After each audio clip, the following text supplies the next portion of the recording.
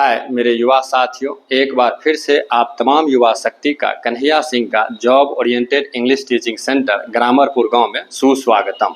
दोस्तों, जरा गौर फरमाएंगे। गैर के पांव पकड़ते नहीं देखा हमने, गैर के पांव पकड़ते नहीं देखा हमने, उनकी इज्जत को उजड़ते नहीं देखा हमने। बाबूजी जो घर आते हैं मेहनत की कमाई लेकर, बाबूजी जो घर आते हैं मेहनत की कमाई लेकर, उनके बच्चों को बिगड़ते नहीं देखा हमने, उनके बच्चों को बिगड़ते नहीं देखा हमने। दोस्तों, आइए अपने पठन पाठन की ओर लौटते हैं। दोस्तों, पिछले कई क्लास से हम आपके लिए वर्ड पावर के ऊपर वीडियोज पर वीडियोज बनाते आए हैं। जैसा कि जानते हैं, वर्ड को डेवलप करने के लिए हमने छह हेडिंग आपके लिए खोला हुआ है। पहला heading world famous book SC. Hardwicke का वर्ड्स आर इम्पोर्टेंट। दूसरा हेडिंग हमने आपको बताया है डिस्टिंक्शन ऑफ वर्ड। तीसरा कंफ्यूजिंग वर्ड। चौथा बेसिक फ्रेजेज। पांचवा कोटेशन और छठा प्रोवर्ब। तो इन 6 तरह के वर्ड पावर के ऊपर वीडियोज बनाने के बाद अब हम लोग लौटते हैं अपने ग्रामर की दुनिया में। क्यों? इंग्लिश क्या है तो हम बताते हैं, इंग्लिश और कुछ नहीं बल्कि ग्रामर और वर्ड के संयोग से बना है। जिनको ग्रामर और वर्ड पर अच्छी तरह से कमांड होगा वही लोग अंग्रेजी भाषा लिख बोल और समझ सकते हैं। अब जब इंग्लिश ग्रामर और वर्ड से बना है, ग्रामर और वर्ड के संयोग से ही इंग्लिश बना है, तो फिर ग्रामर क्या है और वर्ड क्या है? तो बताए थे, ग्रामर को भाषा का अनुशासन कहा जाता है और शब्द को भाषा का आत्मा कहा जाता है। इसलिए हमने सबसे पहले वर्ड पावर के ऊपर जो है अपना वीडियोज बनाया है। तो वर्ड को डेवलप करने के बाद हम लोग अपना लौटते हैं ग्रामर की दुनिया में। तो ग्रामर जो है, हम लोग जो है ग्रामरपुर का अब हम लोग ग्रामर जो है शुरू करने जा रहे हैं। तो इसका जो है ग्रामरपुर का ग्रामर हम लोग शुरू करने जा रहे हैं। लिखा जाए, सबसे पहले हम ग्रामर में 18 चैप्टर है। ग्रामर में कितने चैप्टर हैं? 18 चैप्टर्स है। और उन 18 चैप्टर को सीखने के लिए कौन कौन चैप्टर पहले आएगा, उसके बाद कौन आएगा, तो ये सारा चीज हम आपको बताने जा रहे हैं। तो लिखिए कि लिखा जाए ग्रामरपुर का ग्रामर, ग्रामरपुर का ग्रामर, ग्रामरपुर का ग्रामर, ग्रामरपुर का ग्रामर। तो ग्रामरपुर का ग्रामर में 18 चैप्टर्स है। 18 चैप्टर्स, CHAPTERS, 18 चैप्टर्स है।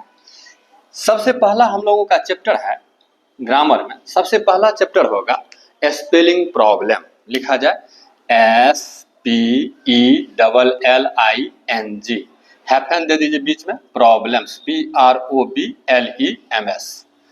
दूसरा चैप्टर हम लोगों का आएगा नाउन, NOUN, नाउन, एंड दीजिए और फिर 3 लिखिए, 3 दे करके लिखिए आर्टिकल्स, ARTICLES। तो पहला चैप्टर स्पेलिंग प्रॉब्लम्स, दूसरा चैप्टर नाउन एंड, तीसरा चैप्टर आर्टिकल्स।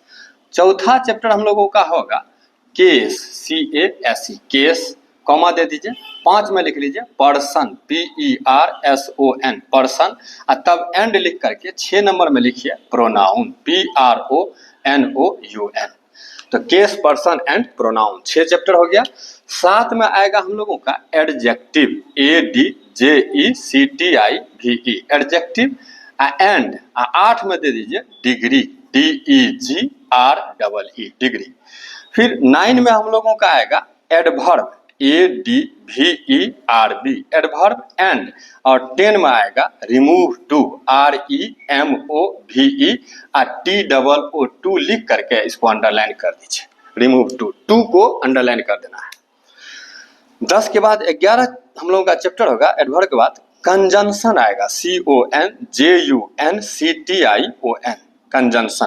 फिर 11 के बाद 12 में आएगा प्रीपोजिशन, PREPOSITION, और 13 में आएगा 13 में आएगा सिंटैक्स, SYNTAX। ये 13 चैप्टर हुआ। 13 चैप्टर को एक बार फिर से हम पढ़ लेते हैं, फिर आगे इसको मिटा करके आगे का चैप्टर लिखते हैं। पहला चैप्टर है हम लोगों का स्पेलिंग प्रॉब्लम। पहला चैप्टर है हम लोगों का स्पेलिंग प्रॉब्लम्स। दूसरा चैप्टर है नाउन और तीसरा चैप्टर है आर्टिकल, तो नाउन एंड आर्टिकल। तीसरा के बाद चौथा चैप्टर है केस, पांचवा है पर्सन और छठा है प्रोनाउन। तो चैप्टर हो गया case comma person and pronoun. सातवां चैप्टर है एडजेक्टिव एंड डिग्री, तो 7 में एडजेक्टिव हो गया, 8 में डिग्री हो गया। 9वां चैप्टर होगा हम लोग का एडवर्ब एंड 10 में हो जाएगा रिमूव टू, तो टू को अंडरलाइन कर देना है। और 10 के बाद 11 में होगा कंजंक्शन, 12 में होगा प्रीपोजिशन, 13 में होगा सिंटैक्स। इसके बाद जो है हम लोग 13 के बाद 14 चैप्टर, हम लोग 14 नंबर चैप्टर देखते हैं क्या है। सिंटैक्स के बाद आ जाएगा टेंस, लिखा जाए 14 नंबर में लिखिए टेंस। 14 नंबर चैप्टर है टेंस, लिखा जाए टेंस। 14 नंबर चैप्टर में लिखा जाए टेंस, लिखिए 14 नंबर में लिखा जाए टेंस। 14 नंबर में क्या हो गया टेंस, TENSE। 14 नंबर में लिखा जाए TENSE, टेंस। 14 नंबर चैप्टर है TENSE, टेंस, ठीक है। 15 नंबर चैप्टर हम लोगों का आएगा sentence, SENTENCE, sentence. 16 number chapter होगा हम लोगों का वर्ब, आप फिर एंड दे दीजिए, वर्ब का स्पेलिंग VERB वर्ब। इसी में 17 नंबर में ले दीजिए verb and voice, VOICE, verb and voice. और 17 के बाद 18 नंबर चैप्टर है नरेशन, NARRATION, नरेशन। तो यही है, these are the 18 chapters of English grammar, these are the 18 chapters of English grammar. यही 18 चैप्टर है ग्रामरपुर के ग्रामर में, ग्रामरपुर के ग्रामर में। तो सबसे पहले स्पेलिंग प्रॉब्लम, उसके बाद नाउन एंड आर्टिकल, उसके बाद केस पर्सन एंड प्रोनाउन, उसके बाद एडजेक्टिव एंड डिग्री, उसके बाद एडवर्ब एंड रिमूव टू, उसके बाद कंजंक्शन, प्रीपोजिशन, सिंटैक्स, और तब आया tense, sentence, verb and voice और नरेशन। 18 चैप्टर है। तो आज हम लोग पहला चैप्टर स्टार्ट कर रहे हैं स्पेलिंग प्रॉब्लम। तो लिखा जाए स्पेलिंग प्रॉब्लम। आज हम लोग ग्रामर में पहला चैप्टर स्टार्ट करने जा रहे हैं स्पेलिंग प्रॉब्लम, लिखा जाए। आज से हम लोग पहला चैप्टर स्टार्ट कर रहे हैं स्पेलिंग प्रॉब्लम। पहला चैप्टर है SPELLING, spelling happen problems, PROBLEMS, spelling problems. पहला चैप्टर आज से हम लोग ग्रामर में स्टार्ट कर रहे हैं स्पेलिंग प्रॉब्लम। दोस्तों स्पेलिंग प्रॉब्लम जो है, सबसे पहले हम लोग जानते हैं कि स्पेलिंग प्रॉब्लम का आपके एग्जाम से क्या संबंध है। तो दोस्तों स्पेलिंग प्रॉब्लम का मतलब हुआ 4 स्पेलिंग एग्जाम में दे देता है, 3 ठो उसमें गलत रहता है, 1 ठो सही रहता है, उसको खोजने बोलता है। और ये स्पेलिंग प्रॉब्लम नामक चैप्टर भारत के हर एग्जाम में पूछा जाता है, चाहे वो बोर्ड का एग्जाम हो या फिर वो कंपटीशन का एग्जाम हो। जहां तक 10th बोर्ड, 11th और 12th बोर्ड की बात की जाए तो इससे 4 नंबर का सवाल पूछा जाता है, 4 मार्क्स। 10th बोर्ड, 11th और 12th बोर्ड में इससे 4 नंबर का सवाल पूछा जाता है। और हर कंपटीशन में लगभग 4-4 नंबर का ही पूछा जाता है। तो जिस चीज का आप तैयारी करते हैं उसका सिलेबस देख लीजिए। लेकिन बोर्ड के एग्जाम में, स्कूल लेवल के एग्जाम में इससे 4 नंबर का सवाल पूछता है। तो ये हुआ स्पेलिंग प्रॉब्लम के बारे में, आपका परीक्षा के बारे में स्पेलिंग प्रॉब्लम का क्या भूमिका है। तो 4 नंबर का 11th 12th हो गया, 10th हो गया। अब आइए स्पेलिंग प्रॉब्लम जो है के बारे में जानते हैं कि होता क्या है। एक्चुअली में ऐसा कहा गया है कि spelling mistakes are just like a black spot on the shining face of a language. मतलब कि स्पेलिंग की गलती किसी भी चमकते हुए भाषा के चेहरे पर कालिख पोतने के समान होता है। काला दाग का धब्बा होता है। स्पेलिंग की गलतियां करना किसी भी भाषा में, किसी भी चमकते हुए भाषा के चेहरे पर काला दाग लगाने के समान होता है। इसलिए स्पेलिंग का गलती नहीं करना चाहिए हर भाषा। जैसे आप देख लीजिए हिंदी में, चलिए आपको सिटी लिखना है तो सिटी का दो ठो स्पेलिंग होता है, सौ महर्षि का ट में दीर्घी का, एगो होता है सौ में दीर्घी का ट में दीर्घी का। अब सौ महर्षि का ट में दीर्घी का, इस सिटी का मतलब क्या होता है तो शहर या नगर होता है। सौ महर्षि का ट में दीर्घी का सिटी का क्या मतलब होता है शहर या नगर। और सौ में दीर्घी का सी और ट में दीर्घी का सिटी, ये जो सिटी बजाते हैं मुंह से, जो आप सिटी बजाते हैं उसको क्या बोलते हैं सिटी, या गाड़ी घोड़ा का जो सिटी होता है वो हुआ गाड़ी घोड़ा का सिटी। या मुंह से जो आप निकालते हैं उसको क्या बोलते हैं सौ में दीर्घी का ट में दीर्घी का। अब कहना है कि मैंने सीटी बजाई, अब मैंने सीटी बजाया, तब मैंने सीटी बजाया या मैंने सीटी बजाया तो सौ महर्षि का ट में दीर्घी का या सौ में दीर्घी का ट में दीर्घी का। तो अगर आप सिटी में मैंने सीटी बजाया तो सीटी बजाया तो उसमें स्पेलिंग अगर आप लिख दीजिएगा सौ महर्षि का ट में दीर्घी का, कितना खराब लगेगा, कितना खराब लगेगा। जबकि सौ में दीर्घी का ट में दीर्घी का रहना चाहिए नहीं। अब जैसे कहना पूर्णिया एक सिटी है, तो पूर्णिया एक सिटी है, तो पूर्णिया एक सिटी में कौन सिटी, सौ में दीर्घी कार की सौ में दीर्घी का ट दीर्घी कार या सौ में दीर्घी का ट में दीर्घी कार या सौ महर्षि का ट में दीर्घी कार। तो सौ में हर्षि का ट में दीर्घी का नहीं, तो पूर्णिया एक सिटी है तो सौ में हर्षि का ट में दीर्घी कार होगा, ना कि सौ में दीर्घी का ट में दीर्घी का। तो इस तरह से ये स्पेलिंग मिस्टेक जो है हर भाषा में होता है। तो लेकिन अंग्रेजी में स्पेलिंग का के मिस्टेक पर कंट्रोल करना इतना आसान नहीं है, नहीं, लेकिन फिर भी धीरे धीरे इसको सीखा जाता है। तो स्पेलिंग मिस्टेक आप नहीं करें, एग्जाम में आपका सवाल बने, इसके लिए स्पेलिंग प्रॉब्लम नामक चैप्टर में कुछ रूल्स बनाया गया है। 10-12 ठो रूल्स हैं, वो रूल हम आपको पढ़ाएंगे। उस रूल को सीख करके आप स्पेलिंग की गलतियां करना 30% कम कर देंगे, 30% स्पेलिंग गलती पर आपको कमांड हो जाएगा। ठीक है, तो उस रूल को जान करके बाकी जो 70% मिस्टेक होगा, आप जो गलती करेंगे, वो लगातार अंग्रेजी पढ़ते रहने से, सीखते रहने से वो अपने आप खत्म हो जाता है। जैसे आपको हार्डविक पढ़ाते हैं तो उसमें तोड़ के बताते हैं, तो धीरे धीरे क्रमशः मेहनत करिएगा तो 70% स्पेलिंग अपने आप जो है एलिमिनेट हो जाता है, दूर हो जाता है। लेकिन 30% गलतियां को कंट्रोल करने के लिए ग्रामर में चैप्टर बनाया गया है स्पेलिंग प्रॉब्लम। उसमें कुछ रूल्स है, रूल्स को आप जान जाते हैं, सीख जाते हैं, तो आप 100 में 30% स्पेलिंग की गलती करना जो आप जो है आपका खत्म हो जाएगा। बाकी 70% के लिए लगातार प्रैक्टिस करने से ये सब चीज़ दूर होता है। तो आइए हम लोग स्पेलिंग प्रॉब्लम को शुरू करते हैं इस चैप्टर को। लेकिन स्पेलिंग प्रॉब्लम को शुरू करने से पहले आपको 3 चीज़ जानना होगा। पहला सफिक्स, दूसरा प्रीफिक्स और तीसरा सिलेबल। ये तीनों को जानिएगा तब आपको इस चैप्टर को सीखने में आसानी होगी। तो हम लोग एक हेडिंग बनाते हैं, लिखा जाए कि what is prefix, suffix and syllable.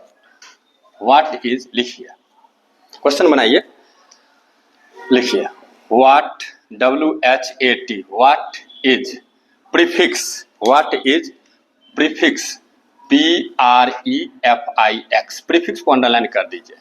Suffix comma there करके SUFFIX, सफिक्स, इसको भी अंडरलाइन करिए। And syllable, SYLLABLE। अगर आप तीनों चीज को जान जाते हैं, सिलेबल को भी अंडरलाइन कर दीजिए, तो स्पेलिंग प्रॉब्लम नामक चैप्टर को समझने में आपको बहुत ही आसानी होगी। तो आइए, सबसे पहला वर्ड क्या है, प्रीफिक्स। लिखा जाए PREFIX।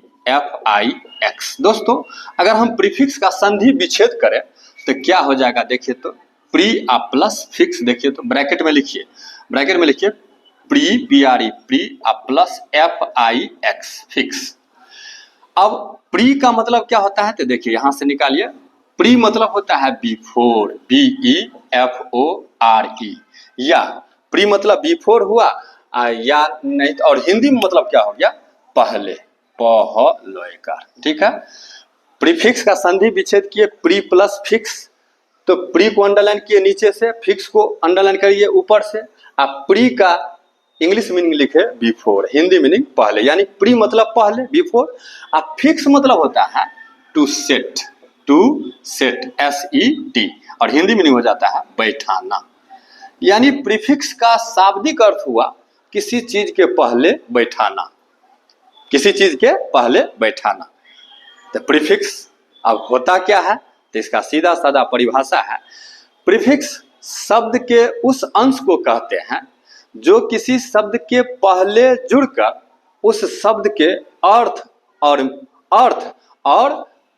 उस शब्द के स्पेलिंग और अर्थ दोनों में परिवर्तन ला देता है। स्पेलिंग और अर्थ दोनों में परिवर्तन ला देता है। या प्रीफिक्स शब्द के उस अंश को कहते हैं जो किसी शब्द के पहले जुड़कर एक नया शब्द बना देता है और अर्थ में भी परिवर्तन ला देता है। नहीं, वैसे प्रीफिक्स को हिंदी में हम लोग उपसर्ग के नाम से जानते हैं। उपसर्ग, प्रीफिक्स को हिंदी में उपसर्ग के नाम से जानते हैं। हिंदी व्याकरण में भी पढ़ना है, 12th बोर्ड में 4 नंबर का इससे पूछता है, उपसर्ग और प्रत्यय से। तो प्रीफिक्स को हिंदी में हम लोग उपसर्ग के नाम से जानते हैं। और प्रीफिक्स का संधि विच्छेद हुआ प्री प्लस फिक्स। प्री मतलब बिफोर, पहले, फिक्स मतलब टू सेट, बैठाना। यानी इसका मिला जुला कर अर्थ हुआ प्रीफिक्स वो चीज होता है जो किसी शब्द के पहले बैठाया जाता है। तो इसका सीधा साधा बहुत ही परिभाषा सिंपल है कि प्रीफिक्स शब्द के उस अंश को कहते हैं, शब्द को नहीं, शब्द के अंश को नहीं। तो प्रीफिक्स शब्द के उस अंश को कहते हैं जो किसी शब्द के पहले जुड़कर एक नया शब्द बना देता है और उसके अर्थ में भी परिवर्तन ला देता है। तो लिखा जाए इसको, प्रीफिक्स का परिभाषा इसको मिटा देते हैं। लिखिए, प्रीफिक्स शब्द के उस अंश को कहते हैं, लिखा जाए, प्रीफिक्स शब्द के उस अंश को कहते हैं जो किसी शब्द के पहले जुड़कर एक नया शब्द बना देता है और उसके अर्थ में परिवर्तन ला देता है। लिखिए, प्रीफिक्स, PREFIX, इसको अंडरलाइन कर दीजिए। प्रीफिक्स शब्द के उस अंश को कहते हैं, शब्द शब्द के उस अंश को कहते हैं, अंश को कहते हैं जो किसी शब्द के पहले जुड़कर, किसी शब्द के पहले जुड़कर एक नया शब्द बना देता है और शब्द के अर्थ में भी परिवर्तन ला देता है। अर्थ में भी परिवर्तन ला देता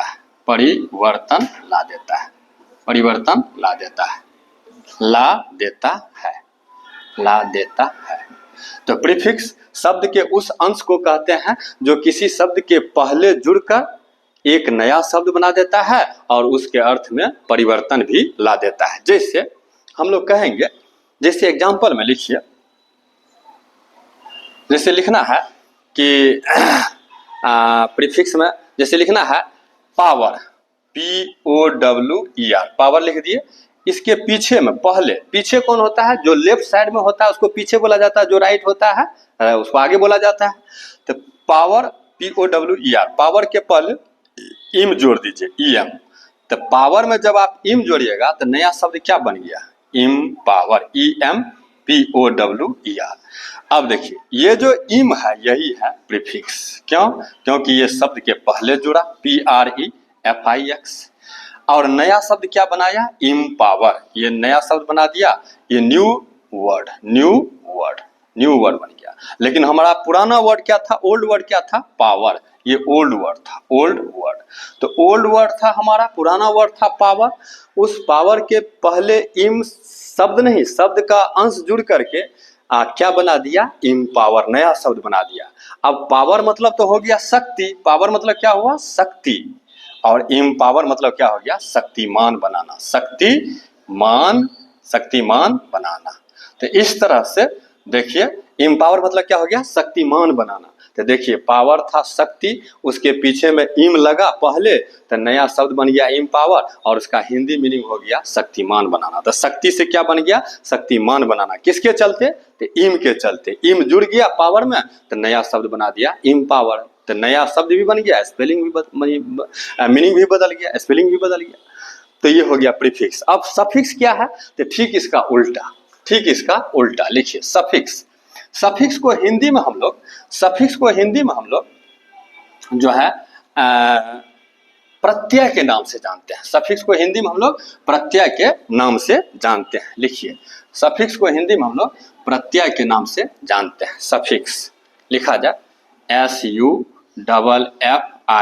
इसको अंडरलाइन कर दीजिए। सफिक्स देखिए, डैश दीजिए और लिखिए। सफिक्स शब्द के उस अंश को कहते हैं, लिखिए सफिक्स SUFFIX शब्द के उस अंश को कहते हैं जो किसी शब्द के बाद जो किसी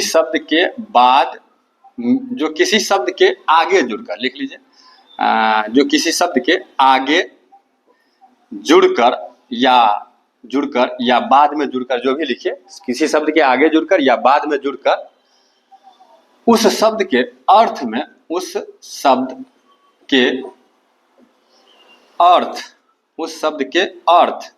में परिवर्तन ला देता है, अर्थ में परिवर्तन ला देता है और एक नया शब्द भी बना देता है, एक नया शब्द भी बना देता है, शब्द भी बना देता है, नहीं बना देता है।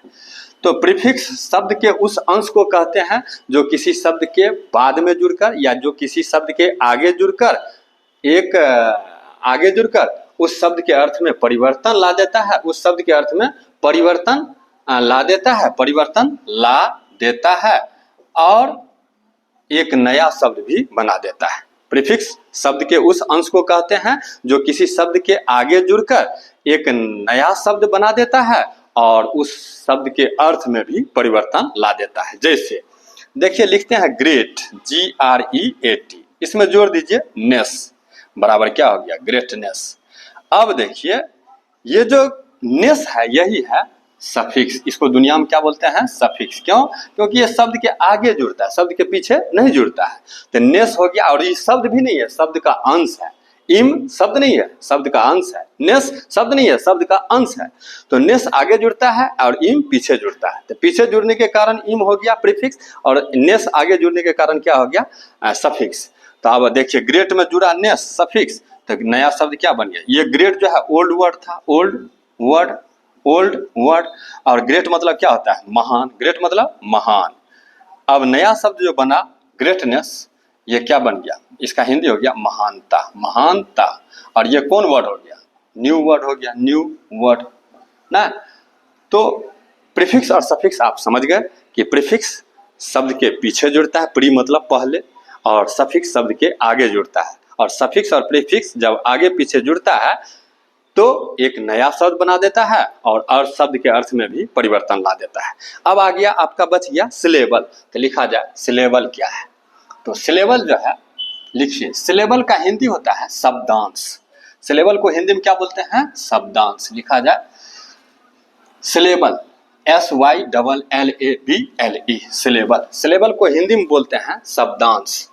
लिखा जाए सिलेबल। इसके बाद सिलेबल का हिंदी होता है शब्दांश। लिखा जाए SYLLABLE, सिलेबल मतलब शब्दांश। स्व बोध संयुग आकार अनुस्वार स्व, सब तालब स्व होगा, तालब स्व बोध संयुग आकार तालब स्व। तो शब्दांश अनुस्वार, तालब स्व बोध संयुग आकार अनुस्वार तालब स्व, शब्दांश। अब शब्दांश को अगर हम संधि विच्छेद करें तो शब्द प्लस अंश, शब्द प्लस अंश, शब्द प्लस अंश। अब देखिए, यानी इसका परिभाषा क्लियर हो गया।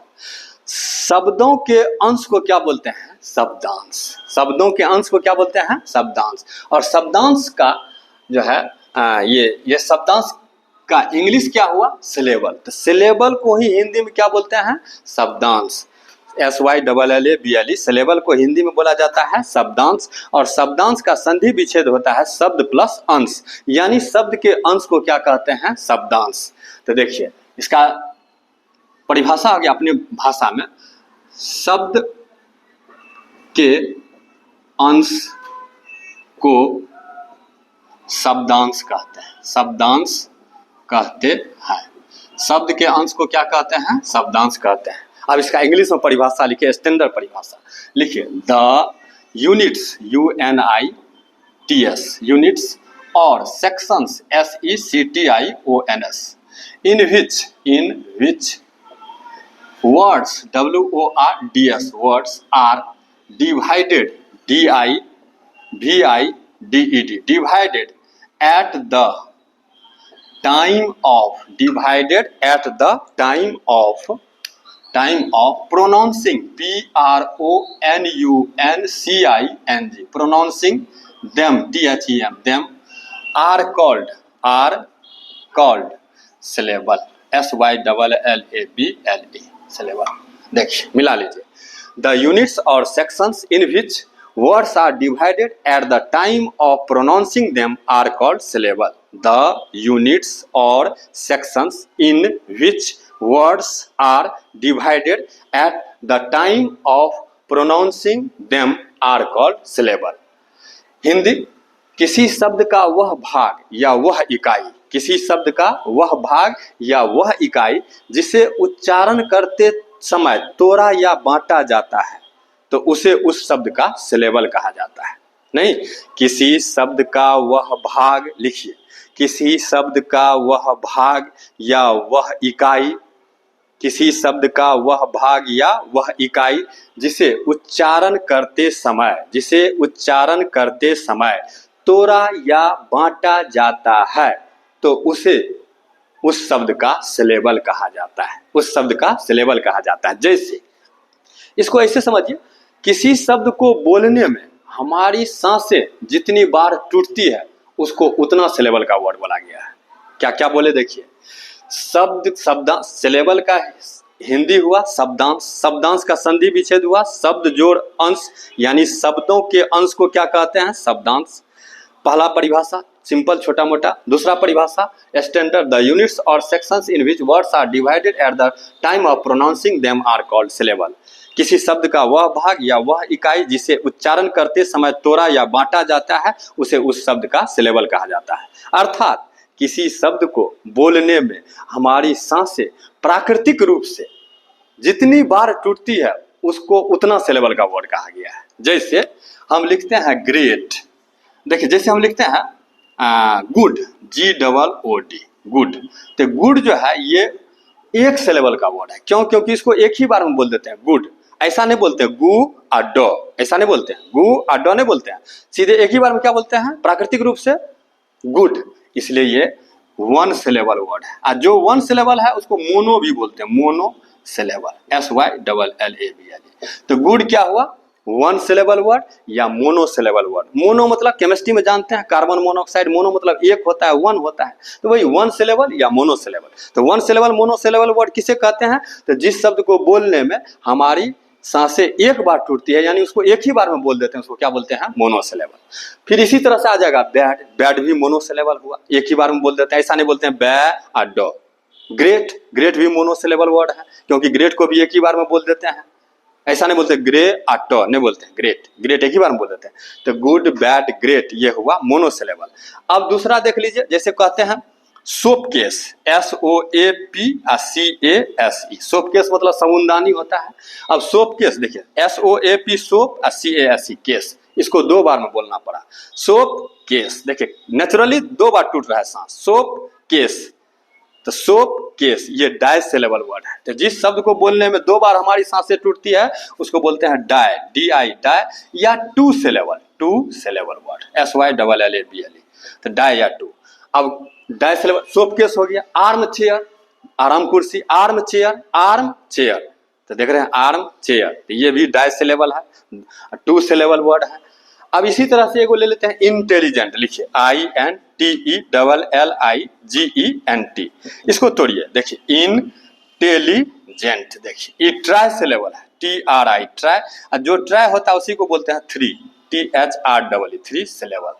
तो ट्राई सिलेबल वर्ड किसे कहते हैं, तो जिस शब्द को बोलने में हमारी सांसें प्राकृतिक रूप से तीन बार टूटती है उसको क्या बोलते हैं, ट्राई सिलेबल वर्ड। नहीं तो इंटेलिजेंट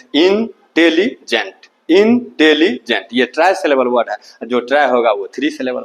तो सिलेबल समझ में आ गया। तो अब कल हम इसका रूल्स, अब कल से हम लोग इसका रूल्स पढ़ेंगे। तो आज हम आपको पढ़ाए प्रीफिक्स, सफिक्स और सिलेबल। आज का क्लास बस यहीं तक। कैसा लगा क्लास जरूर कमेंट बॉक्स में आकर के बताइए, और चैनल को जरूर सब्सक्राइब कीजिए और अपने दोस्तों से भी कराइए। Okay, thank you.